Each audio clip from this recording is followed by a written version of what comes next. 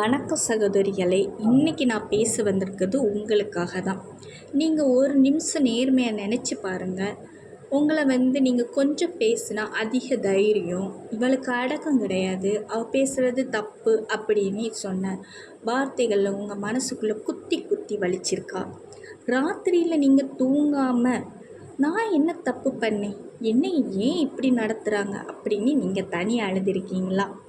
வீட்டு வேலையில் சொந்தக்காரங்க முன்னாடி உங்களை ஒரு பொருளாக கூட மாற்று விருப்பமாக உங்கள்கிட்ட ஒரு விருப்பம் கேட்காம ஒரு பேசாத பொம்மையாக நடத்தி உங்களை அலட்சியப்படுத்தின தருணங்களை இன்னும் நினச்சி அழுறீங்களா?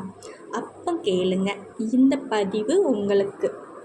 ஒரு விஷயம் உனக்கு நல்லா தெளிவாக தெரிஞ்சுக்கணும். இந்த உலகத்தில் உன்னை பலவீனமாக நினைக்கிற வரைக்கும் உன்னை மதிக்காது. ஆனால் உண்மை என்ன தெரியுமா? ஆனால் இந்த உலகம் உங்களை பயன்படுத்துதுங்க. நீ அடங்கி இருந்தால் அடக்கம் தெரிஞ்ச பொண்ணு, பொறுமையாக இருக்கா அப்படின்னு சொல்லுவாங்க. நல்ல பொண்ணுன்னு கூட சொல்லி பாராட்டுவாங்க. அதே நேரம் நீங்கள் கொஞ்சம் பேச ஆரம்பித்தா உன் கருத்தை உடனே அகந்து திமிரு பிடிச்சவா, அது எங்கே போச்சுன்னே தெரியாதுங்க. கொஞ்சம் நீங்கள் பேசிட்டீங்கன்னா அதிகமாக பேசுகிற அப்படின்னு உங்களுக்கு முத்திரை குத்துவாங்க.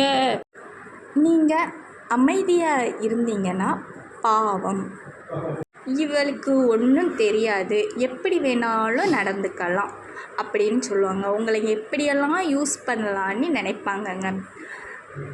நான் சொன்ன இதெல்லாம் உங்கள் குறை இல்லை, அதை நீங்கள் ஃபஸ்ட்டு புரிஞ்சுக்கணும். இந்த சமூகம் உங்களை அந்த மாதிரி கட்டுப்படுத்த நினைக்கிறது, அது உங்களுக்கு ஒரு பயம் காட்டுறது மாதிரி நடத்திக்கிறாங்க. ஏன்னா ஒரு பெண் தன்னைத்தானே மதிக்க ஆரம்பிச்சிட்டாங்க அப்படின்னா அந்த ராஜ்யமே நடுங்க ஆரம்பிச்சிடும். ஆமாங்க, பல பேர் அதிகாரம் குலுங்கும்.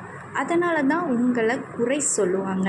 நீ எல்லாத்தையும் பொறுத்துட்டு பரவாயில்லை விடு, இருக்கட்டும் எல்லாத்தையும் புரிய வச்சு முயற்சி பண்ணிவிட்டு நல்லவங்களாக இருக்க முயற்சி பண்ணிவிட்டு உங்கள் அழுதுகிட்டு எதுக்குங்க? இதெல்லாம் யாருக்காக பண்ணுறீங்க? ஒரு நிமிஷம் யோசித்து பாருங்கள். உங்களை மதிக்காதவங்களுக்காக நீங்கள் பண்ணுறீங்க. உங்களுக்காண்டி நான் ஒரு 2 கருத்து சொல்கிறேங்க. ஃபஸ்ட்டு, உங்கள் கோபத்தை நீங்கள் கட்டுப்படுத்துங்க. யார் என்ன சொன்னாலும் நீங்கள் அதுக்கு ரியாக்ட் பண்ணாதுங்க. சிங்கம் கத்தாது, அதனால தான் அது ஆபத்தானது. நாய் குலைக்கும், ஆனால் அது ஆபத்தானது இல்லைங்க. சிங்கத்தை மாதிரி வாழ பழகுங்க. உங்கள் சுற்றி நடக்கக்கூடிய ஒவ்வொரு விஷயத்தையும் நீங்கள் நோட் பண்ணுங்கள், கவனிங்க ஒவ்வொரு விஷயம். ஆனால் அமைதியாக இருங்க, எதுக்குமே ரியாக்ட் பண்ணாதுங்க. ஆனால் நீங்கள் பேசக்கூடாது. உங்கள் செயலில் உங்களுக்குன்னு ஒரு நேரம் வருங்க, காத்துட்ருங்க. அந்த நேரம் வரும்போது நீங்கள் தானாகவே உங்கள் செயலை காமிங்க. இந்த வீடியோ பிடிச்சிருந்தால் லைக் பண்ணுங்கள், சப்ஸ்கிரைப் பண்ணுங்கள். பார்ட் 2 இன்னும் தொடரும்.